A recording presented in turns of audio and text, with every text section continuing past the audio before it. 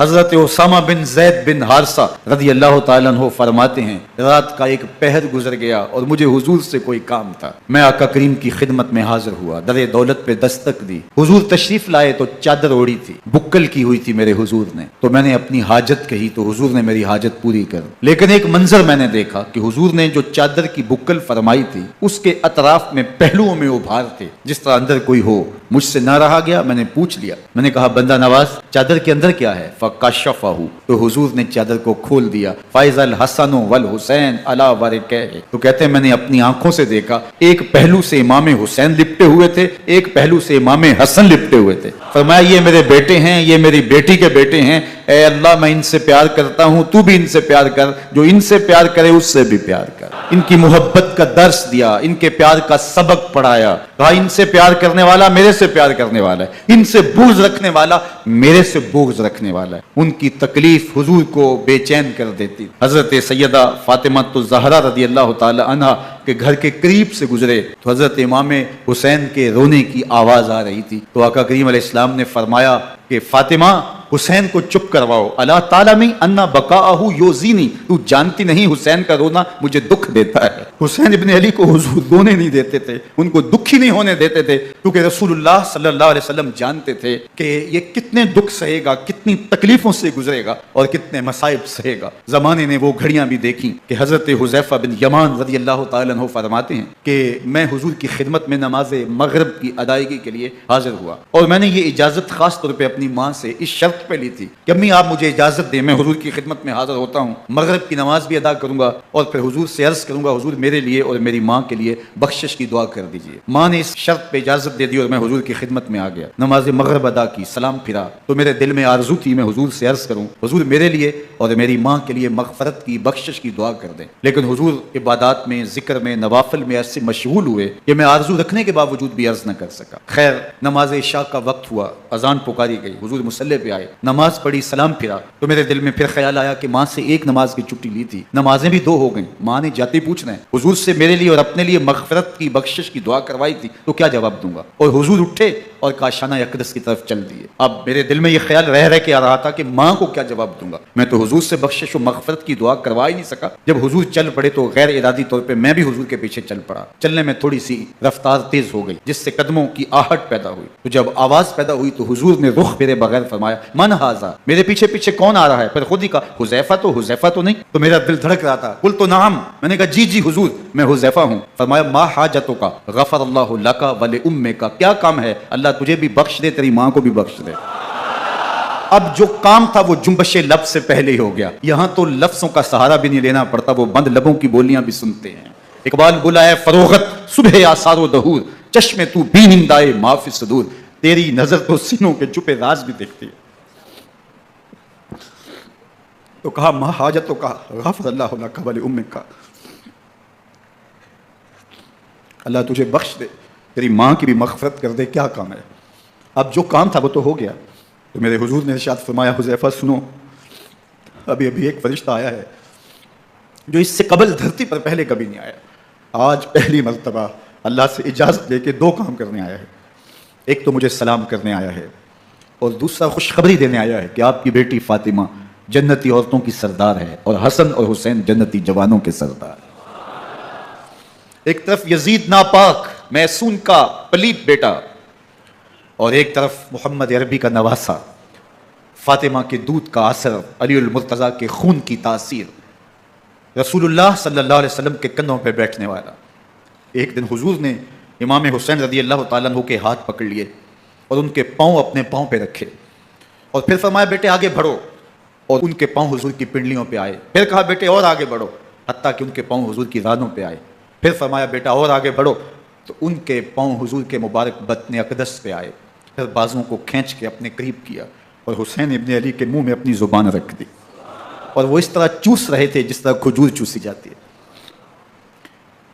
تو اللہ کے محبوب علیہ السلام نے حسین ابن علی کو اپنی زبان کا لعاب دہن دے کر کے, وہ شیر رحمت دے کر کے, وہ کوثر و تسلیم سے پاکیزہ تر آب رحمت عطا کر کے ان کی ہمیشہ کے لیے پیاس بجھا دی, تاکہ کل کربلا کے تپتے ہوئے ریگزار میں حسین ابن علی کو پیاس کی شدت تنگ نہ کرے. اور پائے استقلال میں لغزش نہ آنے پائے۔ ان نازوں سے پالے ہوئے حسین کو، ان محبتوں سے پالے ہوئے حسین ابن علی کو امتحان بھی اتنے بڑے درپیش تھے۔ یاری تیری سونا پر ازمیشاں تیریاں اگ، سونا پرکھیا جامدہ ہے نال اگاں دے لگ۔ جتنا بڑا شخص ہوتا ہے اتنی آزمائشیں بھی بڑی ہوتی ہیں۔ پیغمبر رحمت کی آغوش میں کھیلنے والا، حجرہ فاطمہ کا جانشین، مصلی رسول کا وارث، منبر رسول صلی اللہ علیہ وآلہ وسلم پر حضور کے مبارک پہلو اور گود میں بیٹھنے والا حسین، حضور کی زبان چوسنے والا حسین، حضور کے کندھوں پہ سواری کرنے والا حسین، آقا کریم علیہ الصلوۃ والسلام کے مبارک سجدے کی حالت کے اندر حضور کی پشت پہ کھیلنے والا حسین، جس حسین کا دروازہ مسجد نبوی کے اندر کھلتا تھا اور یزید کی کرتوتوں کے چشم دید گواہ تھے۔ یزید جب تخت نشین ہوتا ہے تو اسے یہ فکر ہوتی ہے کہ امام حسین، عبداللہ بن زبیر، عبداللہ بن عمر، عبداللہ ابن عباس یہ میری بیعت کریں، اور وہ ولید بن عقبہ کو لکھتا ہے کہ ہر صورت میں ان کی بیعت لو، اور اگر بیعت نہ دیں تو سختی کرو۔ حضرت امام حسین رضی اللہ تعالی عنہ کو بلاوا آتا ہے کہ آپ کو دارالامارت میں گورنر ہاؤس میں بلایا جا رہا ہے، ولید بن عقبہ کا پیغام آپ کو پہنچتا ہے۔ آپ اس وقت فرماتے ہیں کہ اس وقت جو پیغام پہنچا ہے وہ کسی خطرے سے خالی نہیں ہے، تو کچھ سواروں کو ساتھ لیا، کہا تم دارالامارت کے باہر کھڑے رہنا، اگر میری آواز بلند ہوئی تو اندر آ جانا، ورنہ تم انتظار کرنا۔ آپ اندر گئے۔ ولید بن عقبہ نے مروان کو بھی بلایا تھا۔ مروان بن حکم یہ گورنر مدینہ ولید سے پہلے رہ چکا ہے، تو اس نے مشورہ دیا کہ سختی کی جائے۔ خیر ولید بن عقبہ نے کہا کہ یہ خط ہے، حضرت امیر معاویہ کا انتقال ہو گیا اور یزید تخت نشین ہوا ہے، لہٰذا وہ آپ سے بیعت کا مطالبہ کرتا ہے۔ تو حضرت امام حسین رضی اللہ تعالیٰ عنہ نے فرمایا کہ میرے جیسا شخص یوں چھپ کے بیعت نہیں کر سکتا، اور آپ واپس پلٹے۔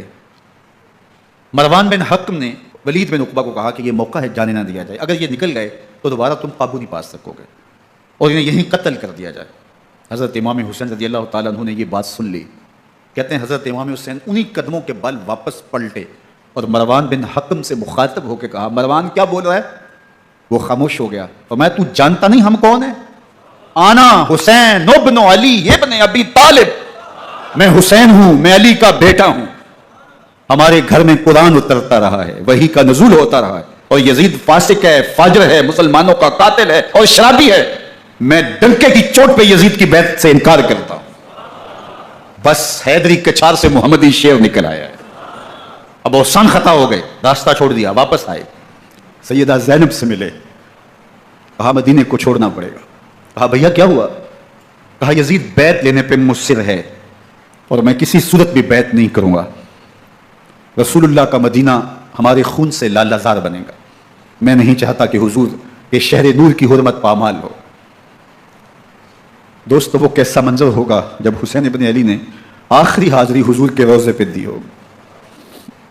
حاجی یا معتمر 10 دن کے لیے، 8 دن کے لیے، 20 دن کے لیے مدینہ المنورہ عارضی سکونت اختیار کرتا ہے، اور حضور کے روضہ انور سے، اس شہر نور سے، ان گلیوں سے، ان بام و در سے ایسا مانوس ہو جاتا ہے کہ جب واپس پلٹ رہا ہوتا ہے ان دعاؤں کے ساتھ کہ دوبارہ آنا بھی نصیب ہو، اور اسے لگتا ہے کہ میں دوبارہ بھی بلایا جاؤں گا، لیکن اس کے باوجود شہر حبیب چھوڑنا قیامت سے کم نہیں ہوتا۔ اعظم چشتی مرحوم آخری بار جب حضور کے روضہ انور پہ گئے تو بیمار تھے، ویل چیئر پہ تھے۔ باب بقی سے باہر نکلے تو خادم سے کہا کہ میری ویل چیئر پیچھے سے کھینچو تاکہ میرا رخ روضہ انور کی طرف رہے، اور وہ پیچھے سے کھینچتا چلا جا رہا ہے، اور جب باب مکہ سے پیچھے جنت البقیع کے قریب سے گنبد خضرا نگاہوں سے اوجل ہونے لگا تو اعظم چشتی مرحوم نے کہا جاں بدن سے نکلتی ہے اعظم، جاں بدن سے نکلتی ہے اعظم، کوئی آسان ہے مدینے سے جدا ہونا، کوئی آسان ہے مدینے سے جدا ہونا۔